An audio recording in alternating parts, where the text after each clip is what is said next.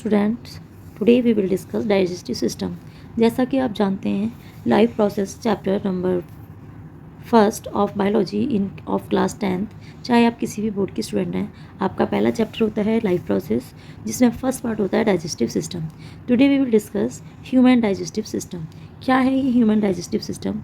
In short, with the help of diagram we will discuss in this part. See, digestive system start होता है from the mouth. First part होता है mouth. मैं आपको numbering बताऊंगी। पहला पार्ट होता है माउथ। माउथ क्या होता है? इसको हम बक्कल कैविटी भी कहते हैं, जिसमें हम सबसे पहले फूड को रखते हैं। इसमें सेलिब्री एंजाइम्स प्रेजेंट होते हैं जो कार्बोहाइड्रेट्स को डाइजेस्ट करते हैं और फूड पार्टिकल्स को, जो फूड हम इनटेक करते हैं, जो खाते हैं, उसका ब्रेकअप करते हैं स्मॉल पार्टिकल्स में। उसके बाद सेकंड पार्ट आता है सेलिब्री ग्लैंड्स। सेलिब्री ग्लैंड्स होती हैं ये ग्लैंड्स जो कि हमारी बक्कल कैविटी में पाई जाती है, या हम कह सकते हैं माउथ में पाई जाती हैं।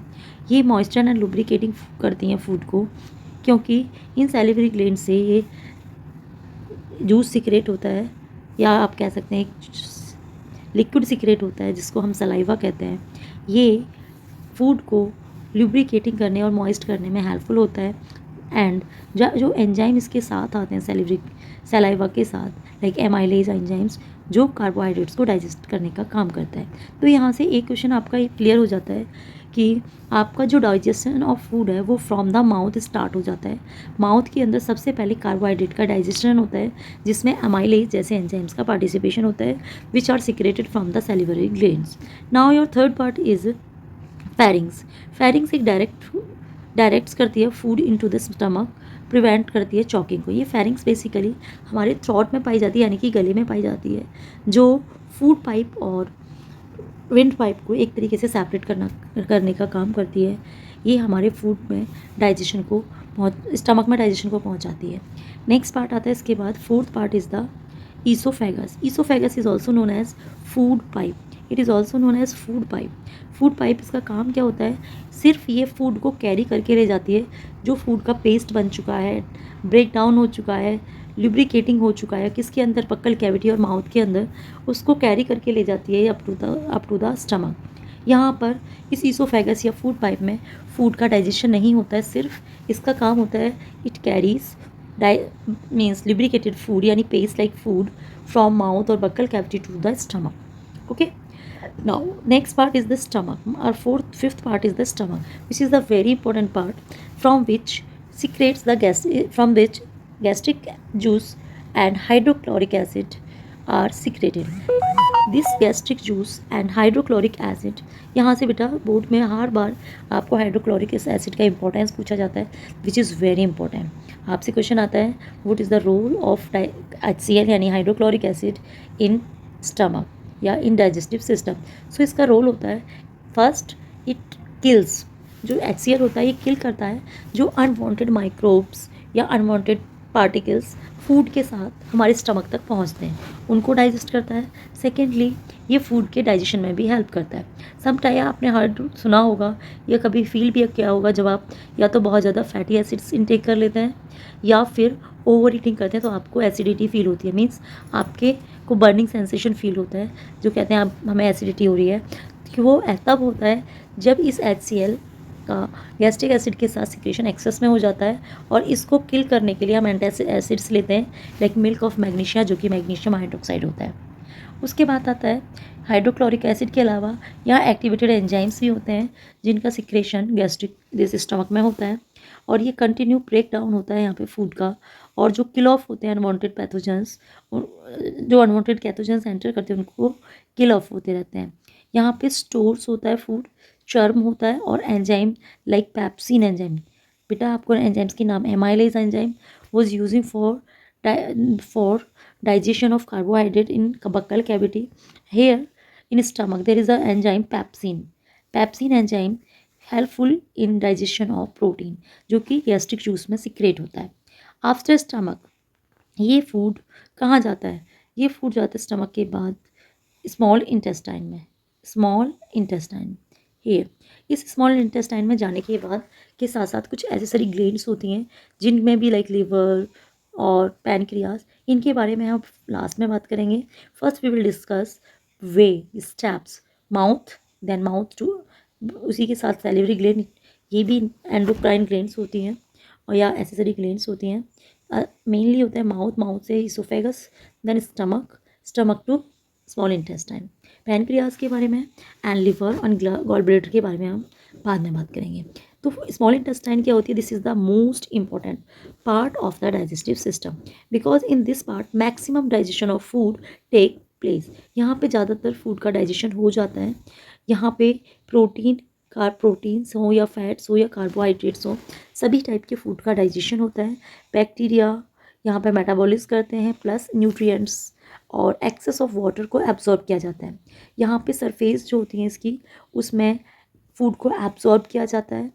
साइड या इसी में फ्रैक्टोज का डाइजेशन होता है। और इसमें जो स्मॉल इंटेस्टाइन होती है, ये इसके थ्री पार्ट्स होते हैं इसमें, और इसकी जो सरफेस होती है उस पर फिंगर लाइक स्ट्रक्चर पाए जाते हैं जिन्हें विलाई कहते हैं, लाइक दिस। ये फूड को शिफ्ट करने में भी हेल्पफुल होती हैं। तो यहाँ पे मैक्सिमम फूड का, अगर आपसे कोई पूछे कि maximum digestion process of a human completes in which part of the digestive system, तो आपका आंसर होगा this is small intestine. Almost complete digestion होने के बाद फूड जाता है हमारा step number 7, this is large intestine. Large intestine is also called colon. ये यहाँ पे फूड वाटर को एब्जॉर्ब किया जाता है और इलेक्ट्रोलाइटिक जो होता है इसके अंदर लाइट्स होते हैं, लाइक NaCl, लाइक KCl, जो सॉल्ट्स होते हैं ये स्टोर हो जाते हैं और कंटेन करते हैं जितने भी बैक्टीरिया, बेनिफिशियल बैक्टीरियाज होते हैं, वो हेल्प करते हैं प्रोड्यूस करने में विटामिन को फॉर्म्स। और ये फूड जो इम्पोर्टेंट न्यूट्रिएंट्स होते हैं वो हमारे लिए, बॉडी के लिए प्रोवाइड कर दिए जाते हैं, और जो वेस्ट होते हैं वो स्टोर हो जाता है in the form of faeces. उसके बाद rectum, after this will be rectum. Rectum जो होता है ये lower end of the intestine होता है, जहाँ पर जो फीसेस होते हैं यानी कि वेस्ट होते हैं, वेस्ट आकर कलेक्ट हो जाते हैं।